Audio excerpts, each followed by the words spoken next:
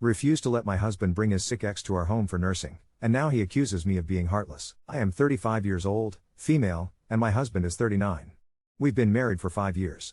Before he married me, he was with his high school sweetheart for nearly a decade, but they broke up due to compatibility issues and eventually lost all contact. Now, out of the blue, his ex is back in the picture. She has kidney failure and is on dialysis. She's come to our city for treatment and, according to my husband, she contacted him through a mutual friend. My husband now wants to help her. I brought up my concerns calmly and politely. I asked him, doesn't she have her own family, her own people to help her? Why suddenly contact him after all these years? My husband was furious with me. He accused me of being petty and immature, asking how I could question someone in such a desperate state. He said he expected much more from me, especially when it came to someone who is suffering and in need. I tried to be rational and helpful. I suggested that if the situation is so dire, maybe we could help her get a place in our flat in another area. If he's so adamant about supporting her, why not finance her nursing care instead of being personally involved, almost playing nurse himself? I made it clear that I do not want to personally nurse his ex or be involved in her recovery, nor do I want to go with him to see her in the hospital. But, again, my husband turned the conversation on me. He said he's disappointed, that I'm letting jealousy cloud my judgment over a relationship that ended years ago, and that I can't even show the maturity to support a sick person in need. That really stung. She's not without options, she has a donor and, if she wanted, could have found shelter elsewhere. I just can't understand why she had to enter my life so suddenly, dragging all this unresolved past with her. Update 1. I tried to have another conversation with my husband, but it feels like we haven't made any progress. My parents are visiting soon, and the tension just keeps building. I approached him politely and told him how unfair it is to me and our boys, our twin 3-year-olds, that he's so intent on being an emotional support tool for his ex, so determined to be at her side. It's one thing, I said, to care about acquaintances or offer help to people in need. But promising someone your emotional support, being their caretaker, those are things that should be reserved for your spouse. Extending that kind of intimacy to any third party, even if it's a platonic female friend, lays the groundwork for an emotional affair. And this isn't just a friend, it's his ex. He pushed back, telling me it was tragic that I didn't trust him after 9 years together, 4 years dating, 5 years married, and that I was basically accusing him of cheating. He insisted it's only natural to care about people in his life, especially when they're sick, and that being an emotional support, a caretaker, just being there for others, is the bare minimum a decent person would do. In his eyes, it doesn't automatically become an emotional affair, and he called me narrow-minded for finding his personal involvement with his ex offensive. He said that, ideally, I should have volunteered to help his ex as well, visited her, consoled her, shown some empathy instead of acting like an insecure spouse. I told him, I'm not denying that we should help people who are sick, and if we wanted to help financially or arrange medical care, that's fine. But the idea of him offering her emotional intimacy just doesn't sit right with me. Then he told me that just tossing money at a sick person is cold-hearted, and that a patient needs to see people are really there for her. I pushed back, saying I'm not obligated to her, and neither is he. No one would blame him for not taking responsibility for his ex's life problems. He cut me off and called me selfish and said he couldn't believe I'd advocate for turning someone away when they're asking for help. Then, one of my twins, Cleve, woke up and the conversation abruptly ended. What's almost funny is that our house, the home where we live, is entirely my property, not a joint asset, and yet he had the audacity to suggest that he'd move his ex in if she needed him. A handful of our finances, things like health insurance and investments, are still entangled, and I'm working to disentangle them. In the meantime, I guess I'll give my marriage one last shot, but I can sense myself standing on the edge of divorce. Update 2. It's only been a week since everything exploded, but it feels as if centuries have dragged by in those 7 days. So much has happened that I keep swinging between numbness and plain disbelief, with a healthy dash of dumbfounded, for good measure. As many people would expect, my husband and I are getting divorced. The truth is, his ex, the one with kidney failure, the one on dialysis, didn't get in touch because she simply needed help. Oh no, she reached out because she wanted him back. Her illness is real, but her motives? Not so much. She later admitted as much to me, directly, blatantly, not even attempting to hide behind social graces. Maybe it's the illness making her irritable or just plain cruel, but there it was, out in the open. Oddly enough, I feel calm right now. Maybe because none of this was truly unexpected, but I still can't quite wrap my head around how a man can walk out on a decade-long relationship, with 2 tiny kids in tow, without a flicker of visible regret. We dated for 4 years, were married for 5, 2 3-year-old boys, twin whirlwinds, who just turned 3 recently. He walked out on all that as if it meant nothing. Thank heavens for my parents, they're here now, anchoring me while I steady myself for my sons. The boys are oblivious, giggling over blocks and cartoons, but their presence keeps me from unraveling. When everything spilled into the open, my husband admitted that she had broken things off with him years ago. Apparently, she thought he lacked ambition, that he wasn't stable enough. But he never got over her, not really. Seeing her again, frail and regretful, cracked him right open, and all those old emotions came rushing back in. And I kept thinking, you could have told me this from the start, instead of gaslighting me at every turn, but all I could manage was stunned silence. 3 days ago, I ran into her by sheer coincidence. My husband had been making frequent trips to her hospital, and one afternoon he managed to forget his insurance file. It happened to include some of our joint investment documents. I was in the midst of unraveling our lives, in the background, while waiting for my parents to arrive, holding on to one last sliver of hope for my marriage, and I decided to go and fetch it from the dialysis unit's administrative office. The dialysis unit is tucked away in a quieter wing of the hospital, away from the main outpatient chaos. There's a waiting area just outside the renal chamber, and that's where I stood, waiting quietly for the officer to emerge with the insurance file. Suddenly, there she was, his ex, shuffling along beside a nurse. She spotted me at once, which was strange since I had never met the woman in my life. Yet, she recognized me in a heartbeat.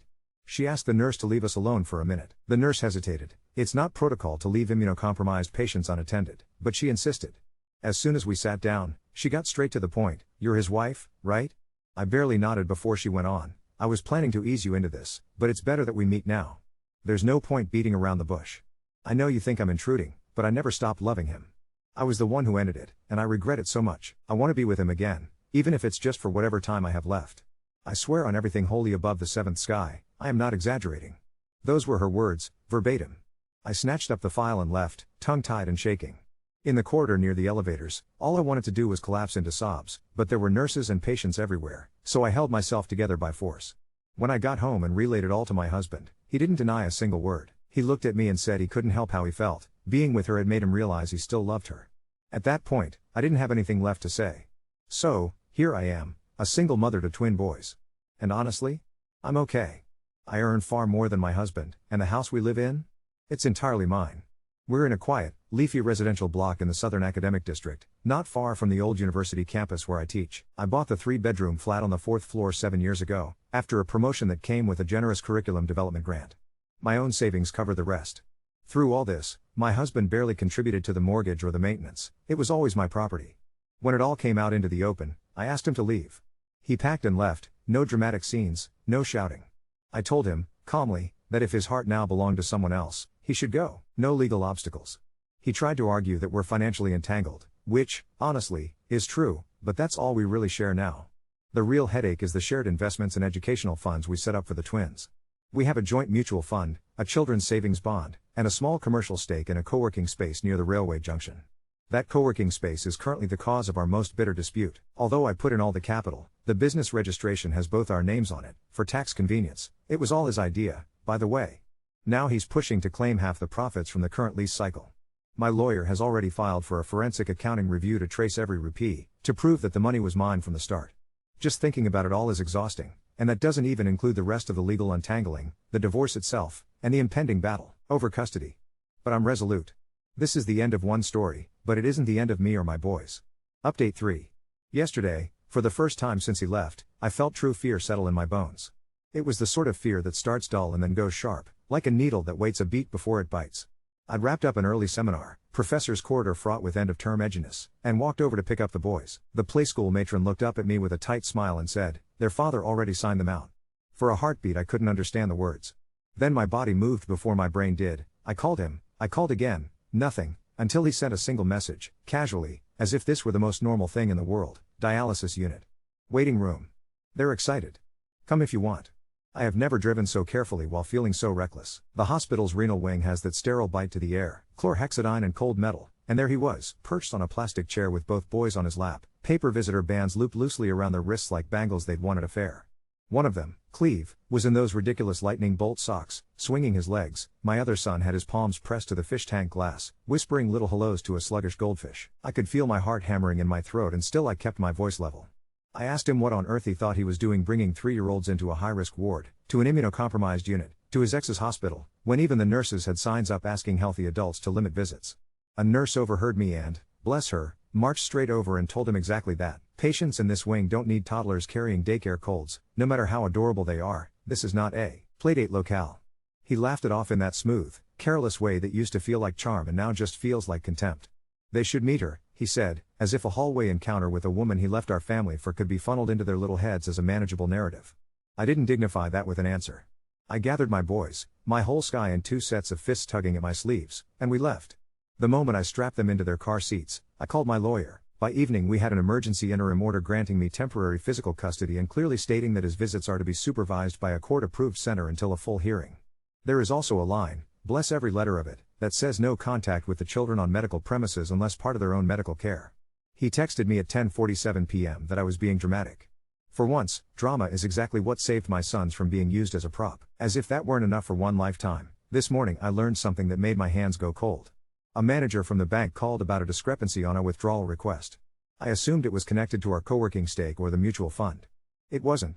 He had walked into a branch near the railway junction 2 days ago and tried to pledge the children's savings bond, our boys' education money, as collateral for a short-term medical loan. He'd brought photocopies of the bond certificate, my PAN card, and a handwritten authorization letter with a wobbled version of my signature at the bottom.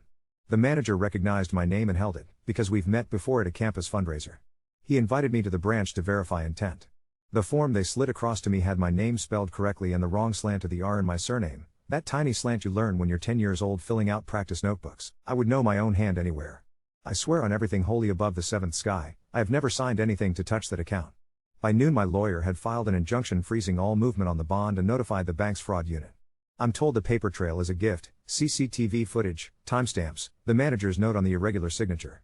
I pressed my thumb into the table as the branch manager spoke, hard enough to leave a crescent moon. I kept thinking, is there a rock bottom I will be allowed to find, or will the ground keep collapsing in smaller and smaller pieces until all I have left are the boys and a panicky laugh? And then, in the only way this melodrama could escalate, he called. His voice was bright and breathless. He's a match for her.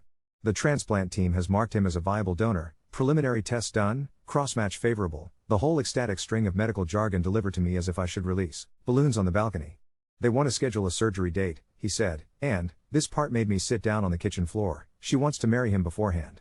In the courtyard, he said, like he was describing a picnic. Small, simple, because, time might be limited. He asked me to agree to a quick, uncontested divorce and to hold off finalizing the property disentanglement until he's recovered because he'll need to stay on my insurance for post-op complications just in case. He said it the way you ask a neighbor to water your plants. I told him, as calmly as I could with my knees pressed to cool tile and my sons building a tower of plastic cups beside me, that I am not his safety net. I will not delay untangling our lives so he can anchor himself to me while marrying another woman in a hospital courtyard. I am not withholding his health from him. He has his own policy through his firm. If he has lapsed it, that is on him. He tried to argue that we had a moral responsibility, that no one would get hurt if I let this play out quietly for a few months. I reminded him that he tried to liquidate his son's future for a quick loan and took them to a dialysis unit as a surprise outing. Morality has left the chat. There's one more thing, small and quietly horrifying. Late afternoon, while I was on the balcony watering the basil and the boys were racing toy cars across the hallway runner, my doorbell rang. It was his mother. She's a tall woman with a voice that can slice butter and bone, and she was holding a tin of ladoos like we were marking a festival. She came in uninvited and sat on my armchair and told me she had always known he wasn't over the X, that sometimes you have to let a man complete the circle or he'll spend his life resenting you. She said she's convinced this marriage to the X will be short, her words, I'm not embellishing, and that I should be generous because when he comes back to you, he will come back whole. I stood there with the watering can in my hand and the water overflowing the basil saucer, and for once in my life I did not argue. I walked to the door, opened it, and said we don't speak the same language anymore. She left the ladoos on the console like a curse. Tonight, when the boys finally fell asleep, I changed the locks. I sat at the dining table with a legal pad and a glass of water gone warm, and I made notes about tomorrow's hearing for temporary orders on finances. The co-working space lease is under review, the forensic accountant has started asking for statements I haven't looked at in months, and my lawyer wants me in his office by 9. It sounds like chaos because it is chaos, but inside it there's a steadiness I didn't expect to find. I kiss my sons' heads when they stir and shift, and I can see the path again, thin but real, like a chalk line on old stone. If he gives his kidney, that decision is his to make, and it will live in his body forever, a scar he can press and say, this is where I tried to do right. Maybe that's what he needs to become the man he thinks he is. I refuse to let that become the story of my undoing. I won't be the guarantee on someone else's gamble. I've already started building the life that comes after. It has the boys, a basil plant that keeps threatening to take over the whole balcony, and a silence in the evenings. That is mine again, chosen. And somewhere below us, the city keeps beeping, relentless and alive, as if it knows full well that every time you think you've reached the end, it turns out to be just another corner. Update 4. Family court looks different when you're the one with a file that has your whole name on it. The hearing room has those tired plastic plants in the corner, a ceiling fan that ticks like a metronome set slightly off beat, and a clerk who keeps shifting pens between piles as if they're chess pieces. My lawyer was a thin blade beside me, his lawyer was all puff and posture. The judge read through our stack, tapped once on the emergency custody order, and then, almost gently, asked my husband why he thought it was appropriate to remove toddlers to a hospital with immunocompromised patients. He tried to spin it into a narrative about family bonds and bravery. The judge didn't bother to look up. He signed off on supervised visitation at the center 2 afternoons a week, no deviation without court permission, and issued an interim injunction barring either of us from touching the children's funds or altering beneficiary details on any policy. He added the kind of sentence that reads like a slap and feels like oxygen: no introduction of third parties as parental figures during visits. My hands were steady on my lap. I could hear my heartbeat despite the fan. After we stepped out into the hallway, my phone buzzed. An email, not a call. The hospital's transplant coordinating unit. In these matters there is an authorization committee that vets unrelated donors, and they wanted me to appear to give a statement about family dynamics and any financial conflicts that may influence consent. I sat on a bench and read the line 3 times. I called the coordinator and told her I'd be there. She asked me to bring ID. The Center for Supervised Visits looks like an overgrown daycare that's learned to be solemn. There's a glass partition where a social worker sits with a register and a slow, kind face. They have a basket of toys that's permanently on the verge of chaos: mismatched blocks, a doll with a missing shoe, bent picture books in 4 languages. The boys ran in with the oblivious joy of children who see only color and corners to hide in. He arrived 5 minutes late wearing a new shirt, smelling of hand sanitizer and an attempt at dignity. I watched through the glass, not interfering. When our sons offered him the crayons, he tried to make a house with a slanted roof, and they corrected him with the seriousness only 3-year-olds possess. He kept looking up to see if I was looking back. I wasn't. I was reading the fine print of a form the social worker gave me about holiday schedules. The authorization committee met in a low-ceilinged office on the 3rd floor of the hospital, past a wall of framed photographs of smiling donors with garlands around their necks that made everything feel like a wedding album from a parallel universe. The committee members were polite, methodical. They asked me to confirm my marriage status, current residence, who pays for what. They asked, in direct words, whether I had reason to believe there was a financial benefit tied to his donation. I told the truth. I told them about the attempt to pledge the boy's bond. I gave them the bank manager's name and the case number from the fraud desk that had been assigned after my lawyer's complaint. I said, quietly, that an adult can choose to put his body on an operating table out of love, and that is not my business, but if money is moving in the background like a shadow, then it is absolutely theirs. There was a pause, pen scratching. The chairperson thanked me. She said they would place the transplant temporarily on hold pending clarification. It wasn't triumph I felt. It was relief wrapped in dread, because I knew exactly how that would land. He called before I made it back to the parking lot. His voice had that brittle cheer it gets when he's furious and pretending not to be. He accused me of trying to kill a woman by bureaucracy. He said I was weaponizing paperwork. I told him I had answered questions asked by a legal body. He said there was no money changing hands, that the loan would have been paid back in a month, that I was twisting context. I stood beside my car, keys in my fist, and looked at the jacaranda trees shedding purple like confetti on the curb, and I let him finish. Then I told him not to contact me directly except through the legal channel. I said it in the sort of voice I now recognize as my own. There are other, smaller things I would not have believed a year ago and now accept like the weather. The forensic accountant combing through the co-working space records sent me a preliminary memo with 2 neat sentences that took the wind out of me. A vendor called Arca Facilities Services had been paid maintenance fees twice a quarter for 9 months. The GST number on the invoice belongs to a firm registered to his cousin in a different city. The money went out, it did not come back. My lawyer has filed for a freeze and is preparing to add misappropriation to the civil suit. When I read the memo at my dining table, the basil leaves brushed my elbow like a small insistence to get up and drink water. I did. Then I sat back down and signed the authorization so the accountant could subpoena the cousin's bank records. My hand didn't shake. His mother returned, without Ledoux's this time, wearing a shawl despite the midday heat. She stood on my doorway and said the authorization committee had humiliated her son. She said the ex had cried until she couldn't breathe, that her blood pressure had dropped, that I had done this. She talked about fate like a bus timetable we're all waiting to consult. I told her, again with the door open so the air didn't stagnate around us, that this was not a temple. We do not appease gods with sacrifices and promises. This is a court and a hospital and a bank. In all 3 places, adults make choices, and choices have consequences. I wished her health. I shut the door. That night, my phone lit up with a number I didn't have saved. It was her. The ex. Her voice was lower than I expected, sanded down by exhaustion. She said, I didn't ask him to touch your children's money. She said, I told the committee that. Then she said, he promised me he could fix it. There was a silence that stretched out like a thin seam in fabric, and I let it be. She asked me if I would come to see her. I told her no. It wasn't unkind, it was a boundary. She said, I'm scared. I said, I believe you. Then we hung up.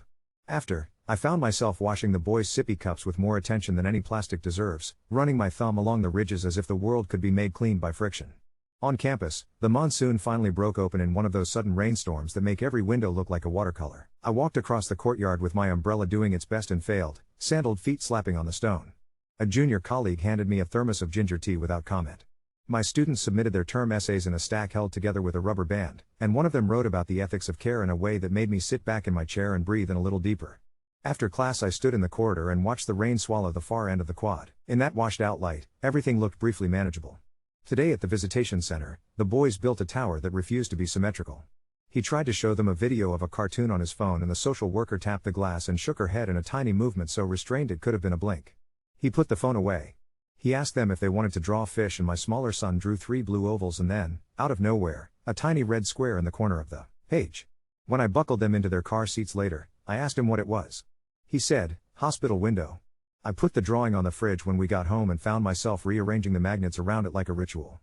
In the middle of all this, a constable called from the local station about the bank complaint. They wanted a formal statement. The room smelled faintly of fennel and chai. I sat on a metal chair and said the words slowly, signing a page that had my name spelled right. "They will call him in," the constable said. "There will be a warning, at least, maybe more if the bank presses charges." I walked out into the lane where the pani puri vendor had set up early to catch the evening crowd. The oil spitting like a cheerful argument, and it was such an ordinary sound that I felt something loosen in my chest. This evening, a message from the hospital coordinator: the authorization committee's decision is deferred pending verification of financial records. No dates, no courtyard wedding in the immediate future. No balloons. He hasn't called. There is a quiet spreading across the apartment like a soft blanket. The basil plant is unbothered, stretching one new leaf toward the kitchen light as if it has never once considered scarcity. The boys are asleep, arms flung out like pilgrims finally at a shrine. I turned off the hall light and stood in the small darkness that belongs to people who are learning, minute by minute, how to live differently. If he ends up on an operating table, that will be the story of his scar, not the story of my life. There is still a chalk line on the stone. Today it feels a shade thicker. Tomorrow, there will be uniforms to iron and a meeting with the forensic accountant and a lunchbox to remember to pack. The city below us is rinsed clean by rain and already collecting its next layer of dust, relentless and alive. I'm still here. We are still here. Update 5. There is a way the city makes room for a single body when it decides to save a life. A green corridor opens through traffic like someone parted a curtain, cops at every intersection with palms up, ambulances arrowing past as if asphalt can be persuaded. I was in my office when the sirens stitched themselves into a straight line. A colleague leaned into the door and said, "Transplant run," and for a second I could see the whole thing from above, a liver in a blue box, a heart with time ticking. Around it, a kidney racing across neighborhoods that never meet each other except like this. By evening the rain had softened into a mist and the hospital sent an email, brief, businesslike, that the authorization committee's hold would stand until resolution of alleged financial irregularities. 30 minutes later my phone buzzed with a number I knew and didn't want to answer. I let it ring out. He texted instead, "She got a call. Deceased donor. They're prepping." That was it, no punctuation. My fingers hovered above the screen. I didn't write back. Night wrapped itself around the apartment in the way it does when you've already learned there won't be sleep. The boys were a tangle of legs and blankets, mumbling to themselves about trains, and the basil plant had produced a silly, arrogant little flower that had no business existing on a balcony in a city that eats dust for breakfast. I stood there and watched the petals tremble in the fan's draft until the phone lit up again. It was her. "Going in now," she said. "Thank you for telling the committee. I didn't know about the money." I told them. Her voice was thinner than paper. I said that I hoped her blood found peace with the stranger's organ. She laughed once, a breath that barely counted as sound, and said, "Me too." I didn't sleep and the city didn't care. At 5 in the morning, the birds made their ridiculous racket as if roofs were forests. At 8, the bank's fraud officer called to say they had lodged a formal complaint. The file number rolled out of his mouth like a train schedule. By 10, a constable rang from the station to say he had presented himself, made a statement, left with a notice to appear again, and that they would be contacting the cousin whose company had been receiving our co-working fees like a siphon you don't notice, until the bucket's light. The words sat between us on the line. The constable cleared his throat and said, "Madam, you did right to come early. It makes it easier." I thanked him for being human about it. The supervised visit that afternoon was the quietest yet. Our sons discovered that if they blew across the tops of the little juice bottles the center hands out, they could make a sound like a ship leaving harbor. He arrived on time and sat down cross-legged on the foam mat. He had brought a stuffed rabbit with eyes that were a little too shiny, the kind of toy someone picks up on the way, not the kind someone thinks about. The social worker, with that deceptive softness she wears like a cardigan, told him he could leave it, but it would have to stay at the center. He tried to pass the boys a folded paper when he thought no one was looking. She looked. She took it, opened it, read whatever was in there, and slid it into her folder without a word. He caught my eye through the glass and for once I didn't flinch. It is a strange thing to feel your spine recognize itself. At noon, the forensic accountant sat across from me with a file that shouldn't have been so heavy and yet was. He's a patient man who wears the same pale shirts every day. He laid out photocopies without drama, a string of transfers routed through 2 vendors that exist only on paper, a maintenance contract signed in a name that belongs to a real person who knows nothing about any of it, a WhatsApp message from the cousin to my husband about settling the ARCA invoices before end of month. It wasn't a smoking gun. It was a neat pile of smoke. My lawyer is filing to attach his share of the co-working profits to the Children's Fund to restore dissipated assets, a phrase that sounds like sweeping up glass and putting it back into a window. There was a text just after 3, she's out. Stable. ICU. I was in the corridor outside my lecture hall when it came. Students were clattering down the stairs with that loud relief that only people who haven't yet learned to be tired can manage. I put the phone face down on the banister and looked at the courtyard. It had puddled itself into a mirror. I didn't pick the phone up again until I got to the car. There was another message, not from him. I made it, she wrote. It's strange. I expected to feel only grateful. I also feel ashamed. I wrote back one line, get better. Then I deleted our thread because there are some conversations that don't need an archive to become real. He called it dusk. He was bright, brittle, breathless, a man narrating a victory that excludes him. He told me they wouldn't let him into the ICU because the list had to be kept short. He told me the ex's mother had blessed the organ, and I thought of talcum powder and plastic mattresses and the shock of a relative trying to sanctify steel. Underneath the words there was a thrumming that sounded like panic trying on bravado like a shirt that doesn't fit. Later his mother came to the door with a brass plate and turmeric smeared across her fingertips as if she could anoint my threshold into complicity. She started to say something about duty but stopped when she saw my face.